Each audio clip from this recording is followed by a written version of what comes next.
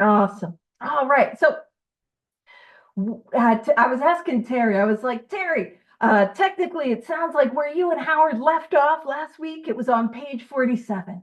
And what you guys were talking about, and again, I wasn't using like psychic powers. I listened to the recording. That's what I did. I went to the, and I just, helpful to know. So, page 47, and where you guys left off was on the first second step proposition, which is not a tongue twister and so easy to say at all times. Another way to say it, step two, part one. Could I believe that there is a power greater than myself? And I was like, Terry, I don't know if I know you know. Terry, we got an asterisk.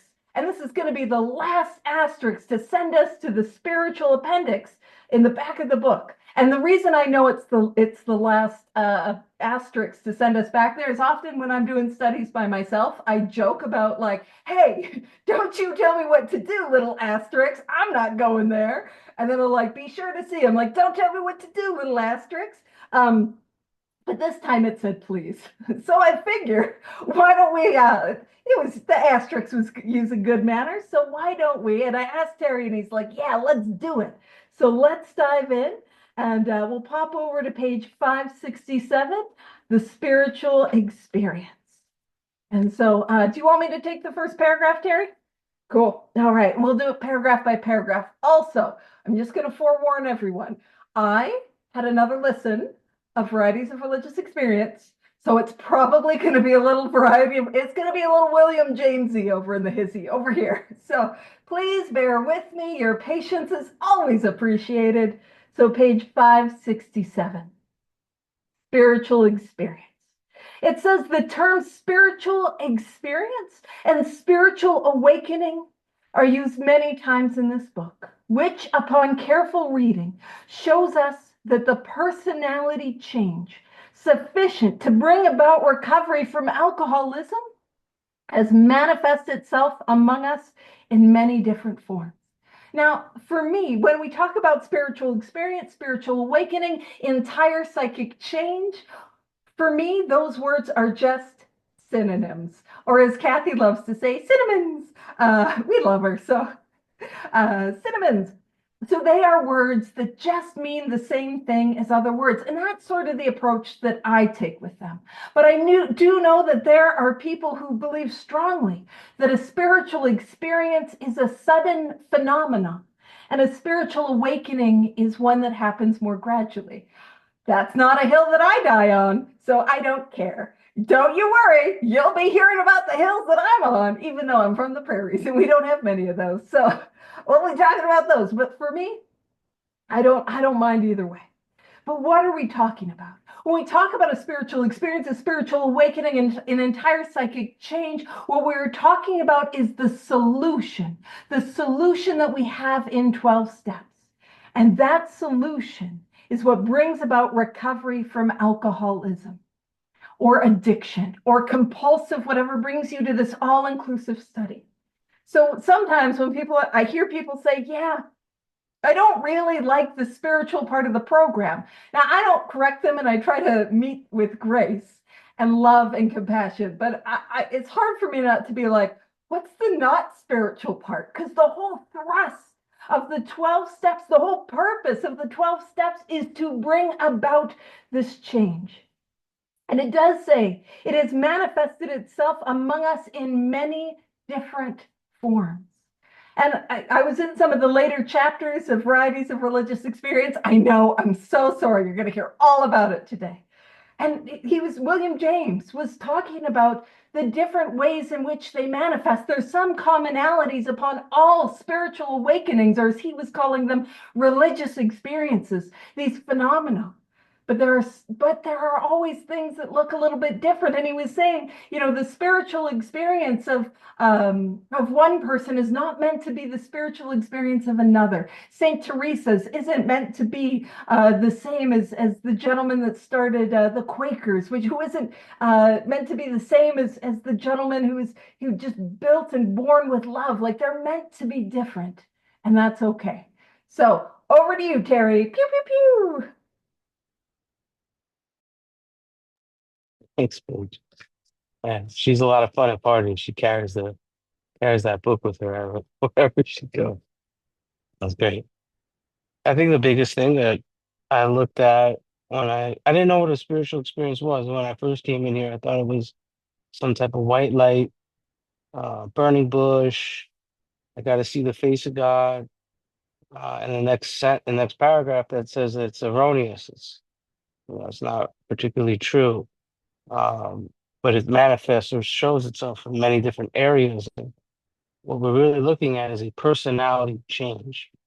And and and I've read this many times, and it says the word change a lot in these next two pages. And this is my opinion, and I honestly think that they're talking about it's more like transformation. This is my opinion. Take it or leave it. But my mentor in Minnesota, his name was John McDougall. He talked about transformation and transformation of everything. And he talked about the cross, the Holy Cross. And back in the day, before J Money was born, you guys could put two and two together with that. The cross was used as a torture device. It was used as a means of death. And look at the cross today. We have Blue Cross, we have Red Cross, we have, people wear crosses around their neck, people pray to a cross. I mean, X, Y, and Z. It had a complete change in its identity. And also, I mean, look at a caterpillar, it met up, what is it called? I forgot exactly what it goes through, but it goes through a transformation into a butterfly. That's what we're doing here. We're changing our personality. And the old personality does not like this, does not like this course of action. It will fight tooth and nail with you throughout it because it's uncomfortable. And I mean, we talked about this in the third step. We'll get there is that we're going to be reborn. And reborn means that something's got to die. Death to self, the talker, the minion in your head, your old personality, everything you learned from mommy and daddy, everything you learned in social situations, anything you've been in relationships in general, your wife or your husband, your spouse, your partner, whatever, and situations with friends. I mean, it goes against all your old feelings. It goes against all your belief systems and any old idea. It goes against it all. All that stuff is going to have a complete transformation in its identity. Yet, I mean, you could say I've lived two lives. I mean, I have my previous life, which was concrete and pavement, and today, I wouldn't even guess where I was at today, or the type of person I am today. My coworker said this to me yesterday. He's like, you're super nice, Terry. Sometimes you're way too nice, and everybody likes you, and that was never the case before. Because I was talking to him, I was like, look, I was a manager of health clubs. I was a dick. Paige, I had 32 employees and I had 3,000 members. Guess who had a great time playing God at work? Yeah, yeah, I did. All right. And that guy's gone. Like he's poof, he's gone. And that didn't happen overnight, but it happened when I look back at the course of action I took to change this personality with God's aid. And I'm looking back at it, I'm like, I'm not that same person. I'm much more forgiving. I'm much more caring. I'm more patient. Like that's crazy. I'm a listener now. That's crazy. I think about. I have empathy. I mean, I thought I was psychotic, Paige. Like when COVID hit. Like I got sober before COVID. And when COVID hit, there were people dying left and right in New York, and it was wild out here for a little bit, for a good 3 month stretch, and I'm like, why am I not upset? Why am I know I knew three people that died. So I'm like, why am I not feeling anything? Why am I not, feeling empathy? Why am I not feeling anything? And I thought I was psychotic straight up. But it was because I was so self-consumed and self-absorbed with myself for so long for a very long time. I got sober when I was 33. So about, I don't know, the last I can remember is 4 years old. So maybe 25 plus years that I was aware in consciousness. I've been all about me. And then now it changed, or it started to change when I made amends. I started working that love muscle, that compassion muscle. We call it a spiritual muscle. It's in all of us. And when I made these approaches to people, I started to care more about people. And then it got like, it started to grow when I started doing 12 step work, giving my time away for fun and for free and give, and it became secondary. Like I was in the beginning of recovery, it was like, oh, we got to help another alcoholic to stay sober. That, nothing will so much ensure immunity for drinking unless we do intensive work with other alcoholics. I was all about that. But then after a while, I just started to love helping other people. It didn't matter if they were alcoholics or addicts or non-alcoholics or non-addicts. I just started to give a shit, which is a complete transformation. You could call it a personality change sufficient to recover from alcoholism. All right, back to you, Paige. Oh, I gotta read the next paragraph. Oh, I spoke too long. Okay. Yet it is true that our first printing is the second paragraph on page 567. Yet it is true that our first printing gave many readers the impression that these personality changes or religious experiences must be in a nature of a sudden and spectacular upheavals. Paige, what's the definition of upheavals about that? I kind of know what it is, but I'm thinking of like some fireworks and white light stuff, right? But happily for everyone, I quoted this earlier when I spoke at the meeting. That conclusion is erroneous. I'm gonna say, yeah. So your spiritual experience is not the same as you. It's not the same as your friend or any your sponsor. Your spiritual experience is absolutely always changing. I mean, the first time I had my first spiritual experience was I got fired from U-Haul. Well, I was coming back from New York to Minnesota, but I like my nap time, and I called out of work because I wanted to sleep in, and my boss fired me. And the first thing I wanted to do was I want to chop this guy's legs off. I want to take this guy. My boss is 20 years old. 20. My supervisor was 17. I was like, they hired a minor to manage me. What is this? This is illegal, blah, blah, blah. And then I had a pause moment. You know what I did? My first thought was not really great, but after that, my second thought was call your sponsor. I called my sponsor and told him what would happen. I was living in a sober house with other sober men, right? I started talking to them about it. I went to an actual meeting and I talked about it in the meeting. Yeah, I was vomiting in the meeting. I was telling them my BS, but why not? I'm new. If you're new here, it's no problem if you want to lay out your BS in a meeting. Why? Because we need to know all the information about you so that we could approach you. So that if the tables would turn, this was how the situation would be if I was to approach you. So don't stop telling your story. You never know who you're going to help in general. But I reacted differently to life. That was the first time I noticed that God was operating in and through me and that there was a significant change that happened. All right, back to you, Paige. Pew, pew, pew. Pew, pew, pew. All right, so the definition from my 1930s dictionary of upheaval. There's two: a lifting from below, or a lifting of strata by some internal force. Now, I know the next logical question is, what does the word strata mean? And it's not in this thing. So I don't know. That's I was. If you saw my head down there for a while, I was trying to find it. And by the way, when Terry's like, can you look that up?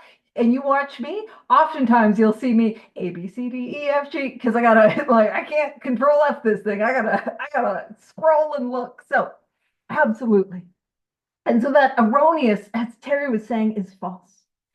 And so these sudden upheavals, that's what we're talking about. And it doesn't take long to get well, but it is a change that comes from within me. And it says in the first few chapters, a number of sudden revolutionary changes are described. And we can think about some of those. We hear about Bill Wilson. And on page 14, his white light spiritual awakening, where he's on the mountaintop and there's a clean wind that blows through and through it. His room is filled with light. Now, an interesting thing about Bill Wilson's experience, again, referencing varieties of, by the way, if you've not spent a whole lot of time in this little appendix, you might be like, why is she talking about this book so much? It's going to be referenced here in a couple paragraphs.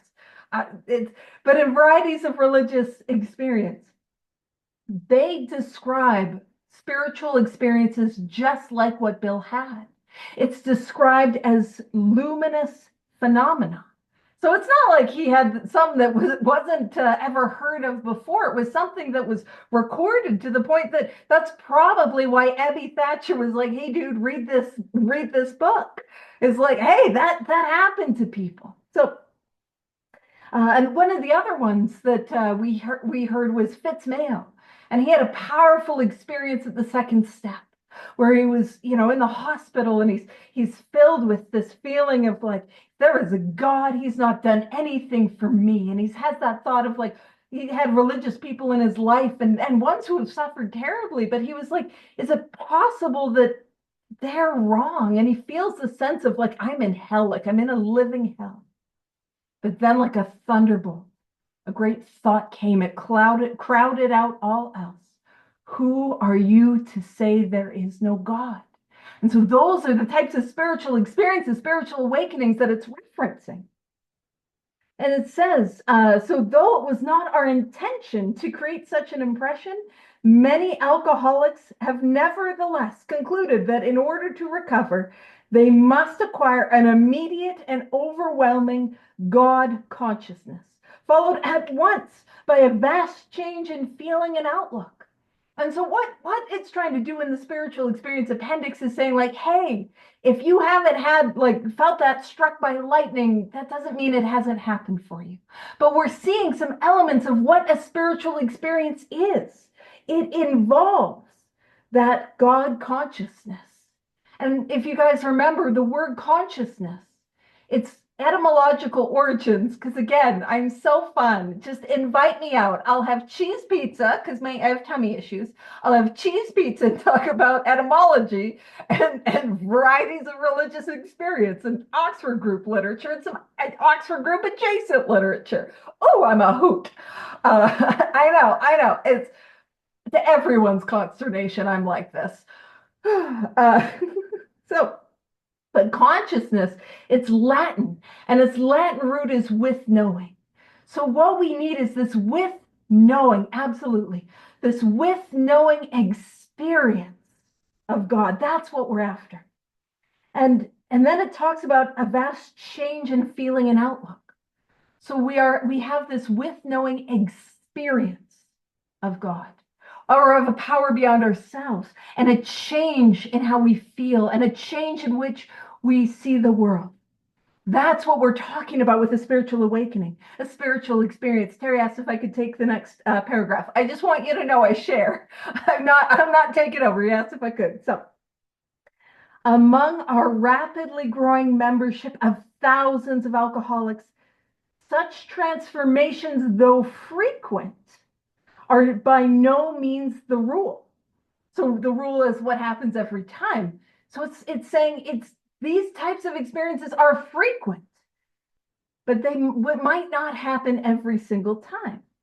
Most of what our experiences are what the psychologist William James calls the educational variety, because they develop slowly over a period of time. Oh, it wants me to confirm my speaking language. And sometimes they think it's a different one, but it pegged English, which means that I was talking at least slow enough for it to figure that out. Oh, so I'll just talk about part of why I just kind of fell in love with the book Varieties of Religious Experience. It's not known as a fun time read, but you might not know it how I talk about it, because I'm like, let's talk about that, like let's have a good time.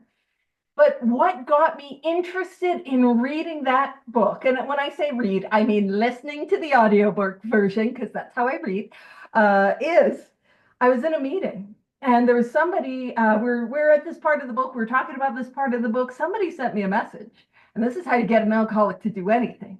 The message was, did you know that in Varieties of Religious Experience, there is no phrase educational variety? And I'm like, oh, baby, I'm about to have an experience. I am after that. Yeah. And so I dove in and guess what? It's not there. The educational variety is not described in Varieties of Religious Experience. But just to offer some grace, there is what is described as gradual conversion. But I'm going to point something out.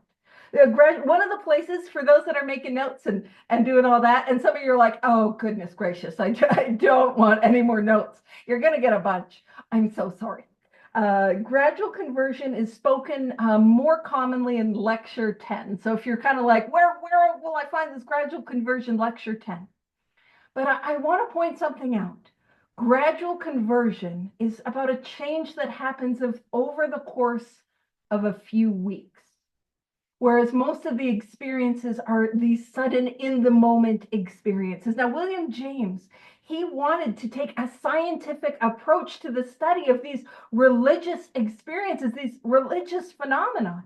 And in the introduction, he talks about like, I'm doing that thing where I add a little spice to the history, because you won't find these phrases in Varieties of Religious Experience either. But he's like, man, if I'm going to study it, I want to study the bad boys. I want to study those big ones. You know what I mean? Like, I don't want to hear about little Miss Sue, who, is a little bit more chipper. I want to study the people who had such powerful experiences that it started movements and revolutions and like had a lasting impact. So he was studying some of the big boys. If you search Varieties of Religious Experience, you will not find it saying, I wanted to study the big boys. But in that piece of literature, it was a series of lectures that were given in Edinburgh University. And part of why I fell in love with this piece of book or piece of literature is that it connected some dots that had previously just hadn't quite been connected for me. And so around this time in my life and in my sobriety, I was deep into spiritual seeking. I'm seeking from all these spiritual homies, and I'm listening to, because audiobooks, I'm listening to what they're saying and I'm doing it.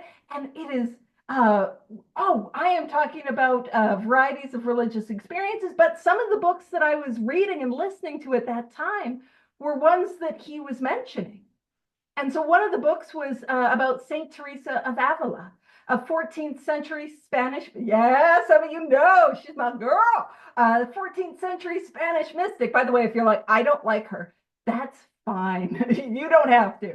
But I was listening to her book, The Interior Castle, and to kind of tie into what Terry was saying, she has a spiritual metaphor of the butterfly. And that's what happens in the spiritual journey. You see, when you have the caterpillar, or as she was describing it, the silkworm, what happens is it goes into that chrysalis stage where it goes into that cocoon and it completely dies to itself. It completely dies. It turns into an absolute goo. That's more the sciencey thing. That's probably actually not the most. It's goo. Science. And from that, it is reborn. Oh, yeah, we had some tangents. We had a tangent in the intro. I was doing announcements, had a tangent. But that silkworm is reborn into this butterfly or into the silk moth. And this butterfly, it's fluttering around and looking for where it belongs, and it is a beautiful metaphor for the spiritual journey. And it's not that the butterfly has smooth sailing; it's trying to find where it fits and where it belongs until it eventually lands and finds rest. And so I can see his reference in my girl Saint Teresa. There was a point where he was a little critical of her, and I'm like, hey, you back off there, mister. And then he was talking about Saint Francis de Sales. who wrote this book called Philothea or Introduction to the Devout Life. That's the name of the book. It's got one title with two titles in it. And that book was a series of guided meditations. And what I did, because it was an audio book, I basically meditated that whole book. And he later on in the chapters, he describes a variety, well, not actually throughout the whole thing. He only briefly talks about meditation practices in some of the later chapters, very, very briefly, but he speaks about these people who had these meditative practices from as early as the 1400s onward, and even earlier onward, and the penny dropped for me, because I had heard people in the room saying meditation didn't mean meditation in the 1930s, it meant thinking. And that is only true if all I do is I look it up in my 1930s dictionary. That's the only place that's true. There was a variety of meditation practices that existed, and not even like ones that were on, far sides of the world that weren't developed, although he does talk about the Sufi mystics and he does talk about Buddhism in that piece of literature. And so I knew in my soul when I heard meditation meant thinking in the 1930s that didn't sound right. And the penny dropped. And some of you are like, girl, I am not here for the tangent. And that's fine. Terry will be back. But in varieties of varieties of religious experience, he describes, this is a quote, it says, the basis of the system is orison. Now, orison is an outdated word that means prayer. But here's the thing, when we say meditation doesn't mean meditation, I'm going to throw you a curveball. It's actually prayer doesn't mean prayer. Many times, prayer, the word prayer, actually meant a meditative practice. Oh, chaos, a little chaos monkey over here. And so sorry. Terry will be back. So it says the basis of the system is orison, or meditation, the methodical elevation of the soul towards God. Through the practice of orison, the higher states of mystical experience can be attained.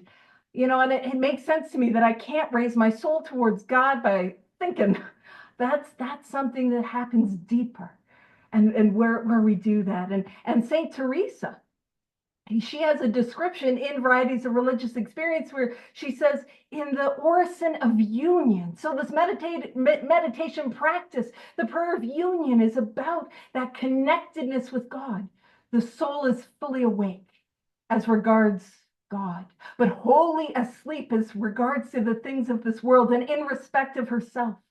During the short time the union lasts, she, as it were, deprived of every feeling, and even if she would, she could not think of any single thing. Thus, she needs to employ no artifice in order to arrest the use of her understanding.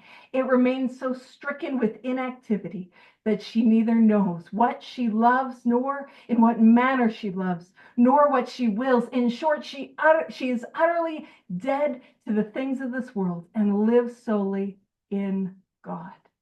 And you might be like, girl, sorry, what? sorry, what? What is that? Is that like a Kundalini, or is that like a hot yoga? Like what, girl? And so what she's talking about is getting into this deep meditative state where the thoughts fall away. And what there is union with God. And we strive for that. And keep in mind, one of the things when we talk about meditation is, I can't meditate. No, you can. Nobody thinks they can meditate because I can't meditate. I have thoughts. Yes, that is every human being. Even Saint Teresa of Avila had thoughts. The Quakers, thoughts. These mystical teachers throughout history, thoughts. The brain is an organ. The organ's job is to think. You will have thoughts. It's about having thoughts and taking my thoughts and directing them back to the purpose and the point of meditation. So that's like part one of my William James tangents. I'm so sorry. Oh gosh. So, but also, and honestly, when Terry comes back, I'm going to turn it over to him in just a second. So when it talks about educational variety, one of the things that I sort of struggle with in regards to educational variety is that idea that how often do we come to the rooms and we say, "Ugh, the best I can hope for is the educational variety, or that's all that I can have."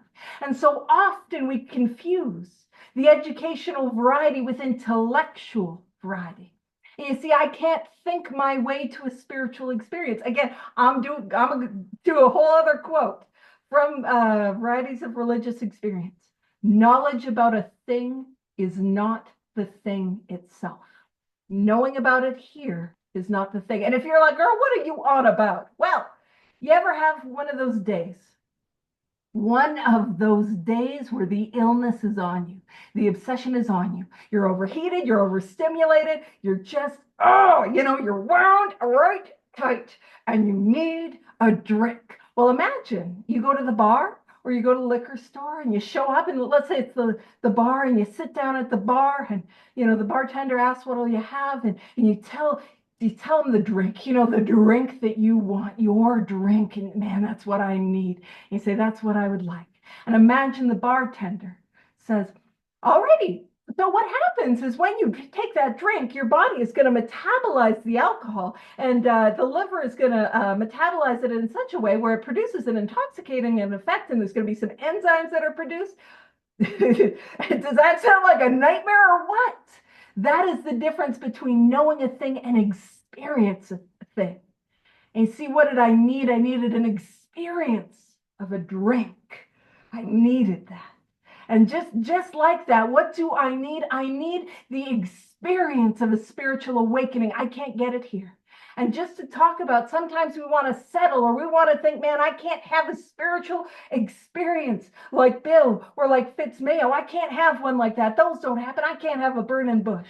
What I want you to know is my experience is that the spiritual experiences that I have are absolutely none of my business. Absolutely none of my business. It is not my business to sell this power short. But here's also the thing. So many of us come to the rooms of 12 step, and we approach the 12 steps in a way that we never approached alcohol. I'm going to do this metaphor, and then I'm going to turn it over to you, Terry, and then I'll go on some more William James tangents because I want you to have a turn. Here's the thing: is there anyone who ever drank like this? Bear with me. You get a glass.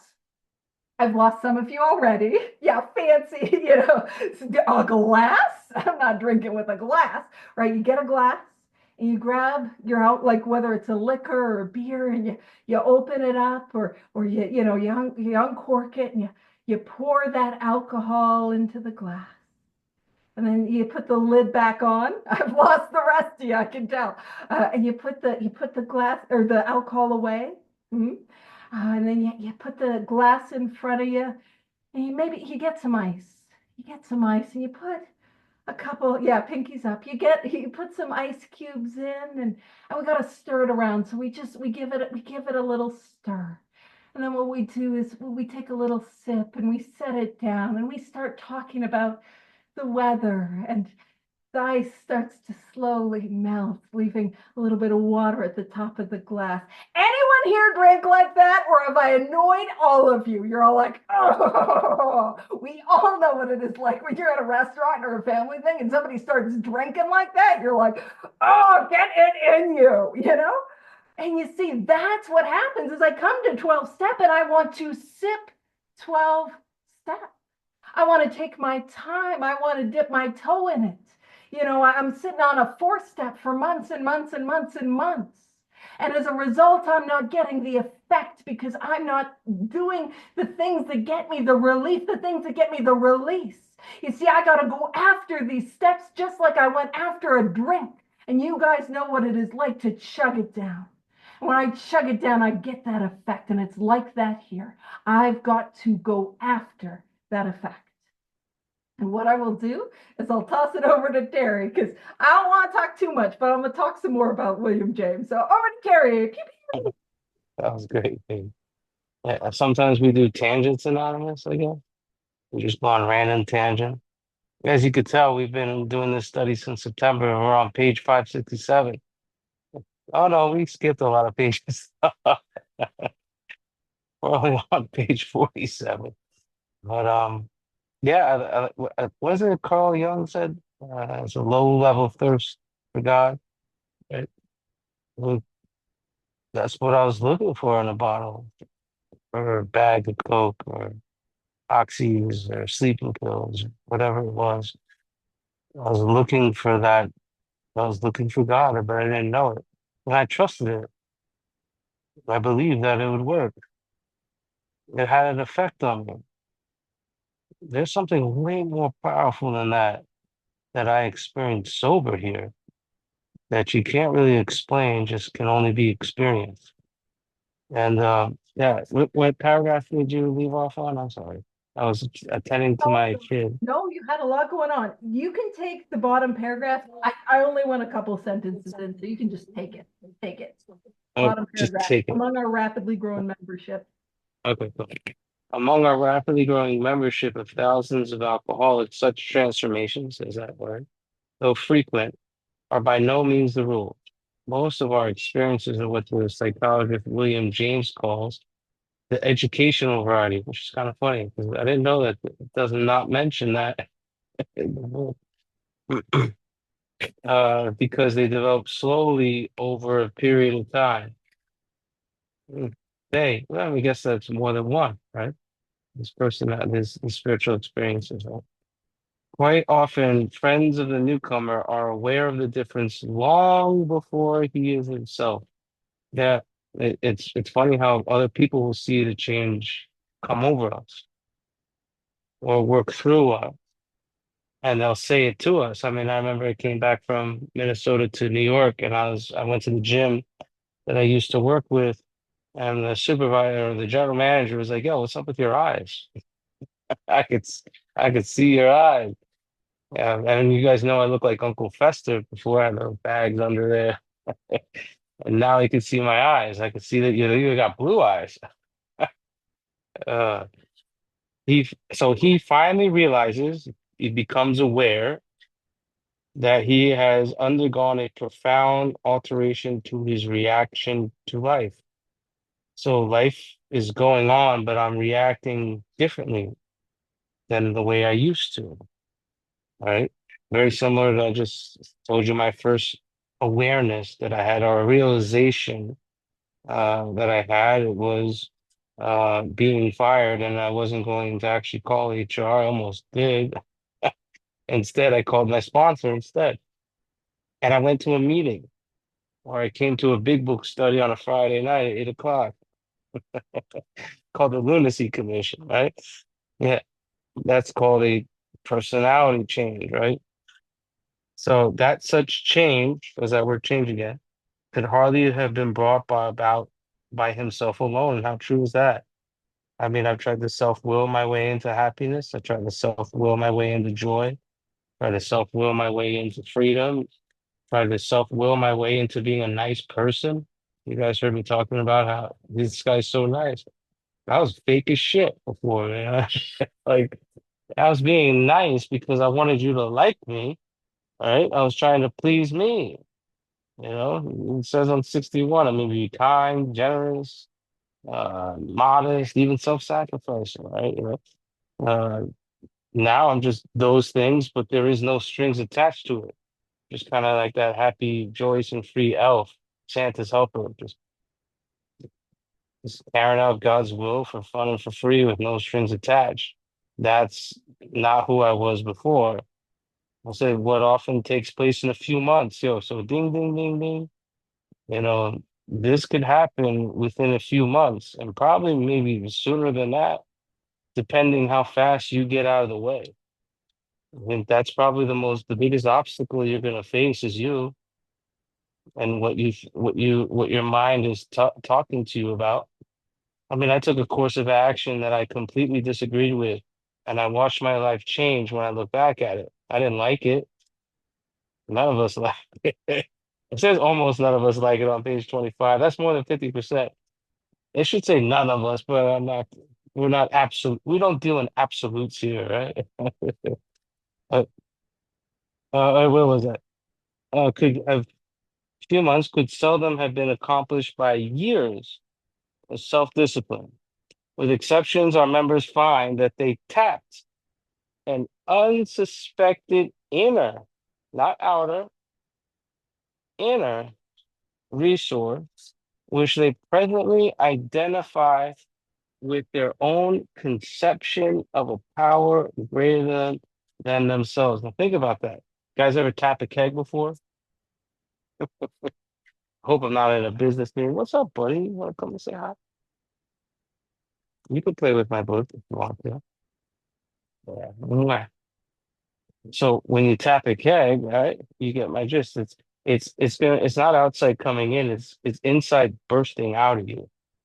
And that's what was going to happen because when we do especially when you get to the fourth step, and especially when you get to the ninth step, especially when you just start to live the steps, it bursts out of you all the time. And he's like a little bobcat right now. Okay, Paige, back to you. Absolutely. Pew, pew, pew.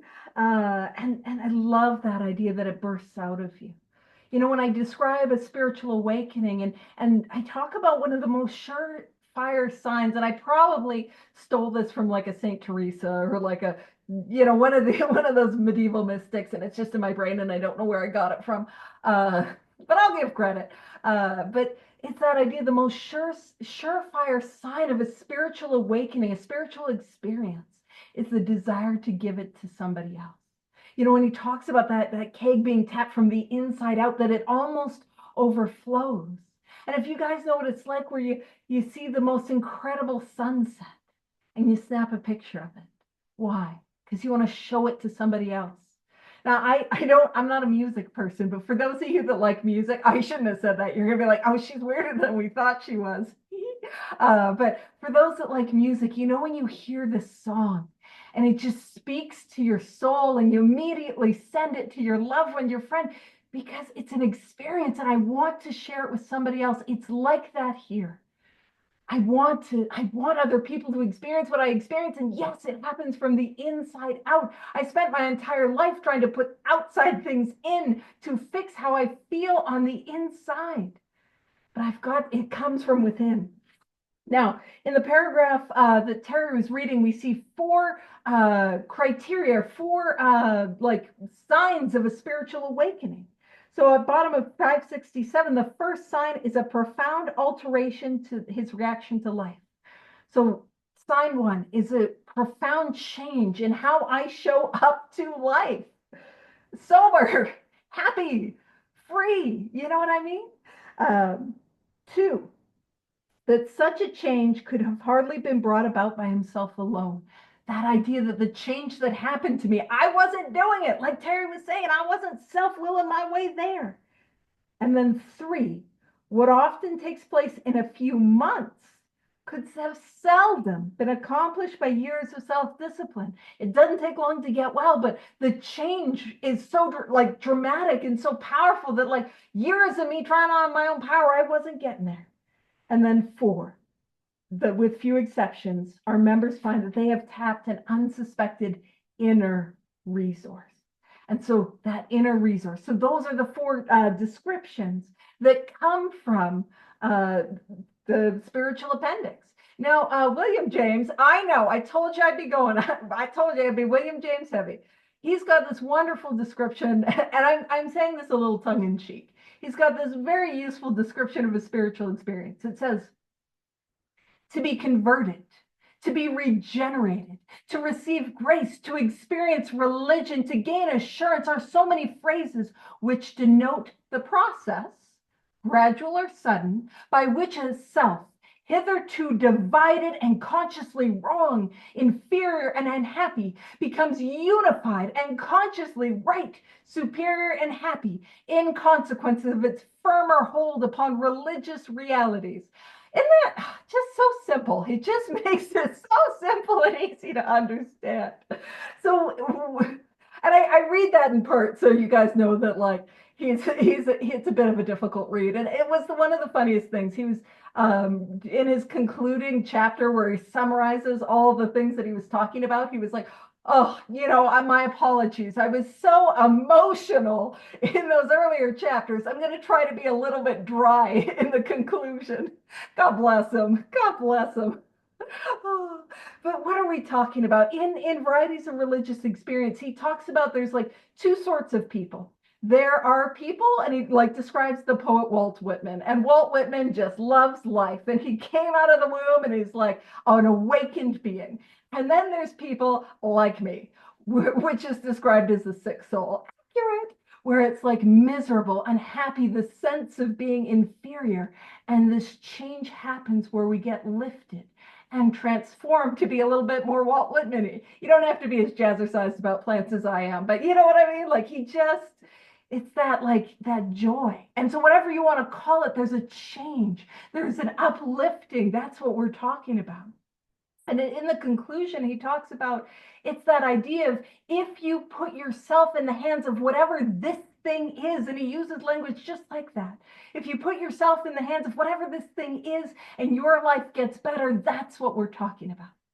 But he has in the chapter on mysticism, just for those that are like, I'm going to have a reference to this later, he gives his own 4 qualities of a spiritual experience.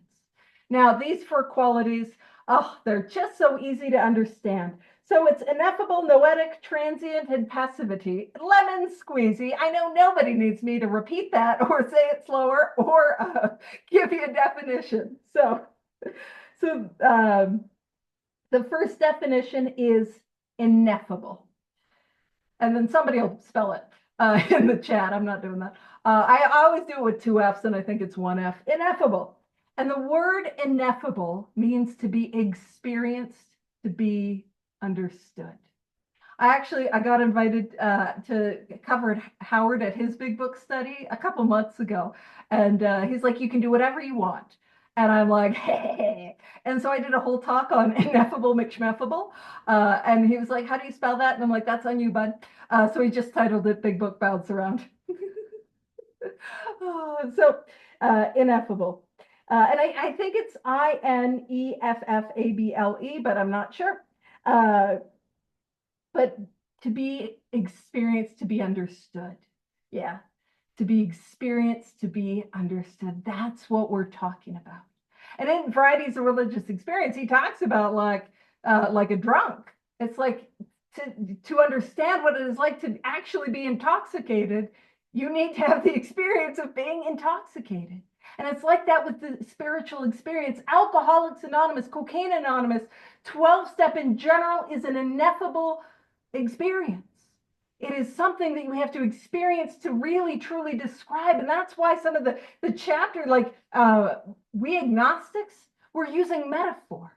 Because how do you describe that which is experiential? Like the smell of a rose. Or that thing where you hold a newborn in your arms and you smell the top of their head? How do you describe that to somebody who's never experienced? And that's what we're here. We're not here about talking about it or thinking about it. We're here to experience it. The second quality of a spiritual awakening is noetic. Noetic. Noetic. And I know, noetic, we all know what that is. I didn't have to look it up. It means it reveals divine truths that could not otherwise be known. And I know some of us are like, the lotto numbers. Is it the lotto numbers? It's not the lotto numbers. I will share with you a spiritual experience that I had that felt noetic in nature. I remember I was out in the backyard, sunny day, it was beautiful, and I had a sponsee that called me.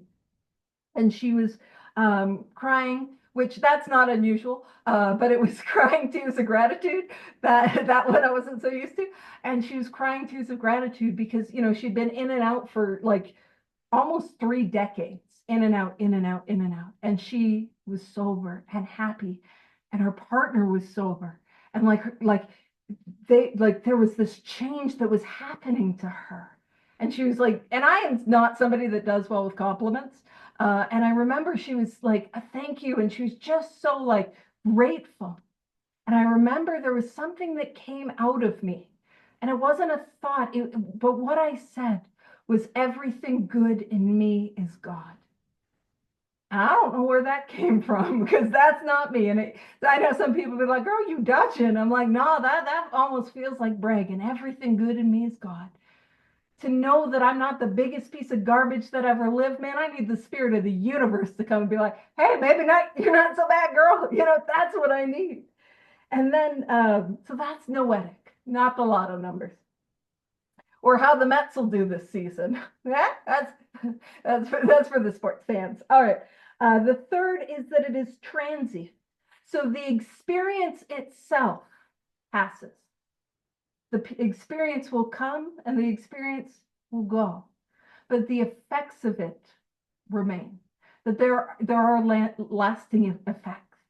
Now, Mary pointed this out because Mary's on it, that there's a part where it talks about there's a lot there. They were looking at some of the numbers and there was some backsliding that was happening. Another way to look at it is relapsing. And you see, it's important to understand that I cannot stay well on one spiritual experience.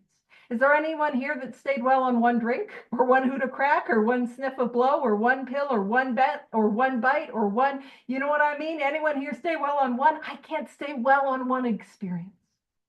So if I'm here today and I'm thinking, no, I've never had a burning bush moment, man, you're missing out. If you haven't been in awe of the majesty of God in a tree, oh, it is the best. But like, it's a matter of yet, because I've got to continue to grow and seek these spiritual experiences. I can't stay well on one. And the fourth is passivity, where I am unable to control its coming and its going, the experience itself. It comes when it comes and it goes when it goes. And we know that to be true, although here in the rooms of 12 step, what we create is fertile soil for that awakening to happen, and it does. It does. And I can't stay well in it. I got to keep growing. So most of us think this awareness of a capital P power greater than ourselves is the essence of a spiritual experience. Our more religious members call it God consciousness, that with knowing. So this awareness of a capital P, this feeling, to have awareness, that's a sixth sense. You know that feeling when it feels like somebody's right behind you? That's what we're talking about, a sense. I can't always see it, but man, I always talk about this. Like if you're like, I don't know if I can see God, invite God where you go, and I promise you'll see God. I see God a whole bunch at the airport. It's great. It's the coolest thing. You'll be blown away. So it says most emphatically, and that is with emphasis. And I'll put that emphasis on the wrong syllable is what I'll do. But with emphasis, we wish to say that any alcoholic. So we in varieties of religion, or in the spiritual appendix, we got two of my hills. Meditation absolutely did mean meditation in the 1930s. They even have guided meditation. St. Francis de Sales, absolutely they had meditation. That's one of my hills. My other hill is exactly this. Any alcoholic capable of honestly facing his problems in the light of our experience can recover. That's one of my hills, that you can get well, that you can recover, that you can have a spiritual awakening. Yes, fight me on it. Paige, we've ceased fighting anything or anyone. Fight me. You can get well. Heck yeah, you can. That's what I'm on about. So, and it says, provided he does not close his mind to all spiritual concepts. He can only be defeated by an attitude. An attitude. It is an attitude that will defeat me, of intolerance or belligerent denial. That intolerance can look like, man, it doesn't work for me, or I can't do it, or I don't want to, or that denial that it could possibly exist, or a spiritual awakening could happen for me. And it says we find.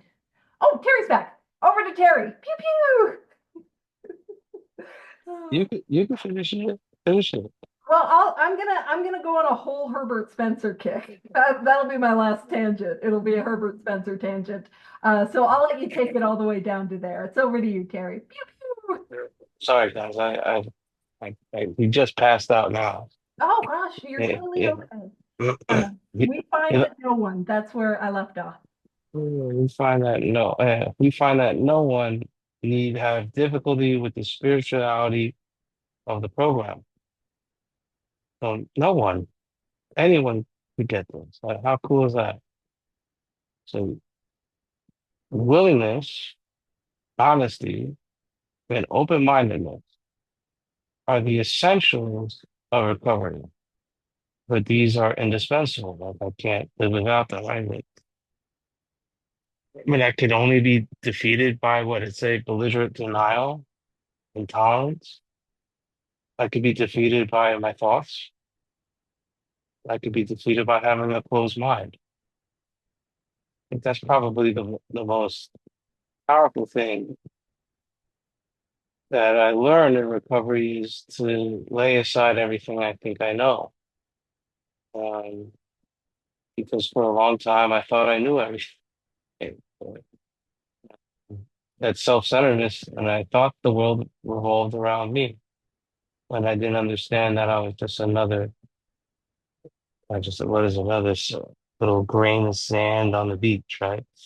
I didn't understand that. Um, if you really practice, if you apply the words that are in this book, and your foundation is willingness, and your foundation is honesty, and your foundation is being open-minded, you're going to have a revelatory experience. Um, it's when I'm getting angry or upset or disturbed, kicking and screaming like a thumb-sucking crank, like I did in the beginning of. I mean, shit, I went out to Minnesota to do a fifth step, but I tried to hide it my set conduct from my sponsor because I was tired. Think about that. Like, come on. I took a one-way ticket out there, willing to do whatever it takes. And then when an actual fifth step happened, I was being a knucklehead. So yeah, if you get yourself out of the way and being willing, I mean, think about willingness. I can't really self-will my way into that. Usually pain helps me get into that state of being. Praying for the willingness to do something um, has been extremely useful, especially when I read Bill's story, pages 8 through 16. I read what Bill did, and am I willing to do that? And I said, "Nah, I don't want to make amends to people who I resent or are angry. And then we'll create a prayer for the willingness to go approach these individuals." And I remember using that prayer in the morning, afternoon, and at night all the time. And then something happened. That willingness came, even with my amends, ones that I was not willing to make. The willingness came when I asked God to help me. It just came. It's like the same feeling of having something be removed. I don't know if that makes sense. When you have the obsession removed or when you have selfishness removed and you realize it in that moment. And the foundation of that is honesty, open-mindedness, and willingness. Wow. My friend, she likes to say, well, that's the how of the program. And then my other friend's like, no, that's the who of the program, right? And who's God, right? So Herbert Spencer, and she could take it from here. I believe that this is not from a quote from Herbert Spencer. Bill loved to stretch the fucking truth. Yeah, it says there's a principle which is a bar against all information, which is proof against all argument, which cannot fail to keep a man in everlasting ignorance. That principle is contempt prior to investigation. And I'll leave the Herbert Spencer to page. All right, come on, Paige. That's good. Thank you. And one of the things that I just, as you were talking about willingness, one of the things that I found instrumental in building willingness is momentum. Momentum carries me. And whatever I do builds momentum. So action builds momentum and inaction builds momentum. So the more that I am in action and like doing the thing, the easier it is to do the thing. And the more that I'm avoiding the thing, the easier it is to avoid the thing. So I can start small and build momentum. I used to play rugby and I used to be a hooker in rugby, but I mean I got some conduct too. And you're right in the middle of the scrum, and to move these, in my case, these like this mass of women that are up. You can't take these big leap and strides. You have to take small strides with consistency. And that's what it's like. I do this thing every day, and those small strides, we start knocking it over. So, and what does that like contempt prior to investigation look like in contemporary rooms in AA and CA and 12-step in general? It looks like I can't meditate. My brain thinks. It looks like the steps can't help me. It looks like I know what it's going to be and it couldn't help. It is having prejudice, old ideas about an experience I've not had. And so, yes, this is not Herbert Spencer. This is William Paley. William Paley, Paley. He was an English clergyman, author, and lecturer. He lived from 1743 to 1805, so about 100 years before William James. And William James, his lectures came out in the early 1900s, so, you know, a couple decades before Bill Wilson and the Big Book were written. And so it's like, wait a minute, why do we have this misquote in here? How the heck did that happen? Well, we had a story by the name of Ray C. And Ray C, his story was an artist's concept. And he designed the first edition cover that's like the circus one where it's the yellow and the red. He also designed an Art Deco one. And I'm an Art Deco girly. I love that style. I'll toss me some Art Nouveau. I love it as well. Again, fun at parties. We're wrapping it up. I'm so sorry. But so he designed it, and in his story, this misquote was there. And so when they took out his story to add new ones in, they thought that was a powerful quote and retained the misquote. So that's my thing with the Spiritual Experience Appendix. It's a great place for me to go, actually, which is, again, fun. So I think we're 5 minutes over. We'll leave it there. And next week, we'll be diving back into the chapter, We Agnostic, Step 2. Thank you for your patience with me in particular, because I know it was a little William James heavy. But next week, I'll be on an Evelyn Underhill kick. I'm just kidding. I'll stop the recording. Thanks, guys.